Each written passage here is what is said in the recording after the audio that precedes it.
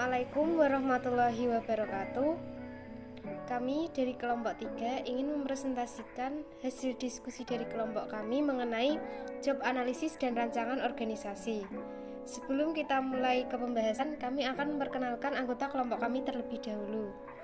Perkenalkan, nama saya Sela Sylvia, NIM 074 bersama teman saya. Saya Lutfiah Kolisa, NIM 63040200073. Langsung saja kita masuk ke topik pembahasan.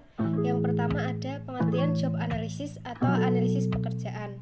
Analisis pekerjaan atau job analisis merupakan sebuah produk untuk menetapkan tugas dan tuntutan keterampilan dari suatu jabatan atau kualifikasi orang yang akan memangku jabatan tersebut serta bertanggung jawab dan kebutuhan karyawan yang akan menyelesaikannya. Sedangkan pengertian rancangan organisasi adalah usaha formal, proses yang terarah untuk mengintegrasikan manusia, informasi dan teknologi dalam sebuah organisasi. B. Tujuan analisis. Analisis ini bertujuan untuk menghasilkan sebuah informasi tentang peran sebuah pekerjaan yang nantinya digunakan sebagai landasan dalam perekrutan. Manajemen kinerja, pembelajaran, dan evaluasi. Sedangkan menurut Sedarmayanti, tujuan job analisis ada 8. Yang pertama, penarikan seleksi dan penempatan karyawan. Yang kedua, sebagai petunjuk dasar dalam menyusun program latihan dan pengembangan. Yang ketiga, menilai kinerja atau pelaksanaan kinerja. Yang keempat, merencanakan organisasi agar memenuhi syarat atau memperbaiki struktur organisasi sesuai beban dan fungsi pekerjaan. 5. Merencanakan dan melaksanakan promosi serta transfer karyawan. Yang keenam, merencanakan fasilitas dan pelengkapan kerja bagi karyawan. Yang ketujuh, bimbingan dan penyuluhan karyawan. Yang terakhir, memperbaiki cara bekerja karyawan. Tujuan-tujuan ini akan mendorong adanya komitmen karyawan dalam melaksanakan pekerjaan untuk mencapai suatu tujuan organisasi. Dalam hal ini terdapat manfaat informasi job analisis sebagai berikut. 1. Perekrutan dan penyeleksian. Informasi ini dalam bentuk deskripsi dan spesifikasi pekerjaan yang digunakan untuk membantu manajemen dalam menentukan jenis orang yang akan direkrut dan dipekerjakan. Yang kedua, kompensasi seperti gaji dan bonus.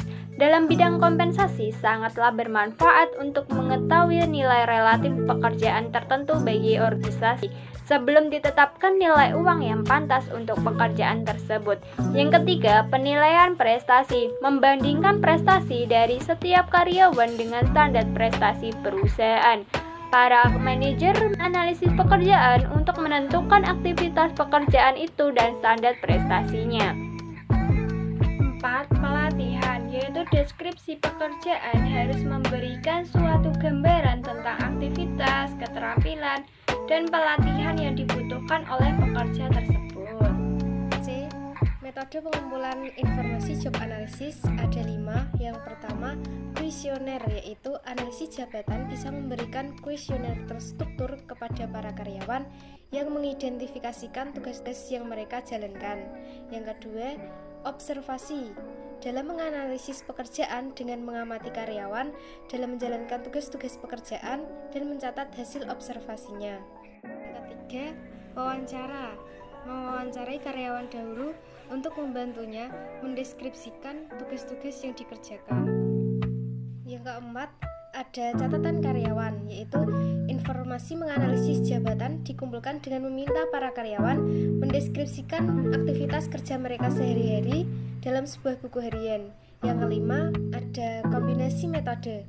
Dalam menganalisis pekerjaan-pekerjaan klerikal dan administratif, analisis mungkin menggunakan kuesioner didukung dengan wawancara dan observasi terbatas. D. Langkah-langkah atau tahapan dalam proses analisis jabatan. Menurut Hasibuan, ada beberapa langkah. 1. Menentukan penggunaan hasil informasi analisis jabatan. Maksudnya, penganalisis harus mengetahui secara jelas apa kegunaan hasil informasi analisis jabatannya. Yang kedua, mengumpulkan informasi tentang latar belakang. Maksudnya, penganalisis harus mengumpulkan, mengkualifikasi data dan meninjau informasi latar belakang. Yang ketiga, menyeleksi muakal jabatan yang akan dianalisis. Maksudnya, penganalisis harus memilih beberapa muakal jabatan yang harus dianalisis. Yang keempat, mengumpulkan informasi analisis jabatan. Maksudnya, penganalisis kemudian mengadakan analisis jabatan secara aktual dengan menghimpun data tentang aktivitas pekerjaan, perilaku karyawan yang diperlukan, kondisi kerja, dan syarat-syarat personal yang akan melaksanakan pekerjaan. Yang kelima, meninjau informasi dengan pihak-pihak yang berkepentingan. Analisis jabatan menyediakan informasi tentang hakikat dan fungsi pekerjaan. Yang keenam, menyusun deskripsi pekerjaan dan spesifikasi pekerjaan. Maksudnya, penganalisis pekerjaan, kemudian menyusun deskripsi pekerjaan, spesifikasi pekerjaan, dan evaluasi pekerjaan. Yang ketujuh, meramalkan perkembangan perusahaan. Maksudnya, penganalisis harus juga memperhitungkan atau meramalkan perkembangan deskripsi pekerjaan, spesifikasi pekerjaan, dan evaluasi pekerjaan. Apakah di kemudian hari diperlukan pengayaan pekerjaan dalam perusahaan? Selanjutnya, ruang lingkup organisasi.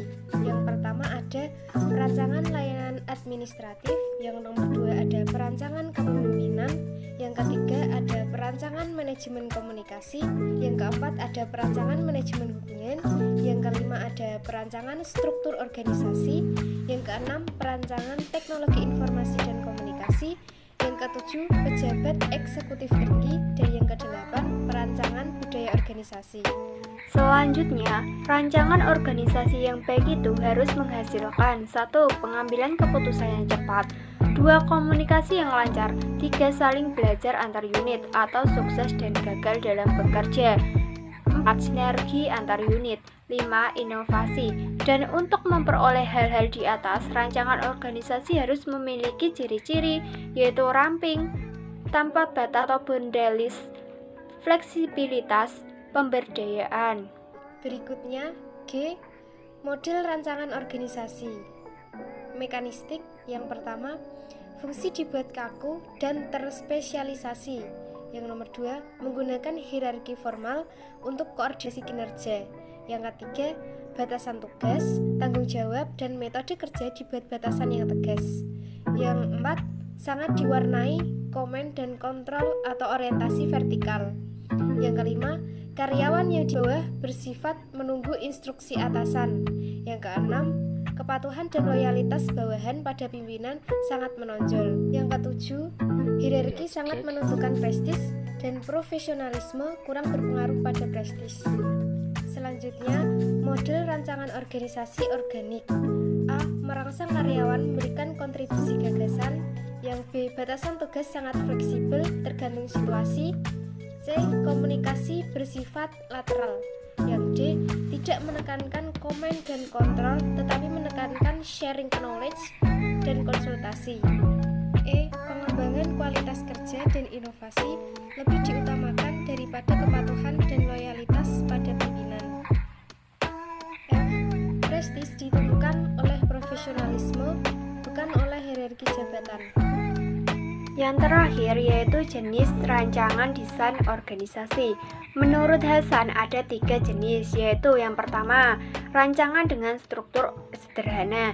Maksudnya rancangan ini biasanya dapat ditemukan pada organisasi usaha yang kecil, di mana pimpinannya juga menjadi pemilik. Misalnya pedagang-pedagang batik, usaha menjahit pakaian.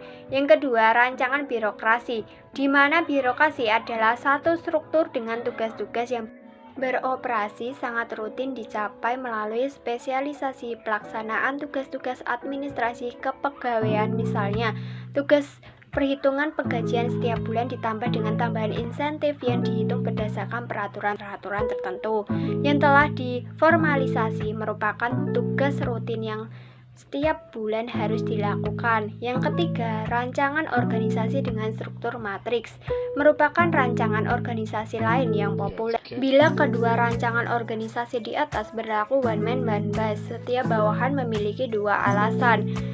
Kemudian matriks mengkombinasi 2 bentuk departemenalisasi, yaitu fungsional dan produk. Sekian dari kami. Apabila ada salah kata dalam menyampaikan materi, kami mohon maaf. Dan terima kasih kepada semua yang telah menonton. Dan semoga ilmu atau materi yang kami berikan dapat bermanfaat. Wassalamualaikum warahmatullahi wabarakatuh.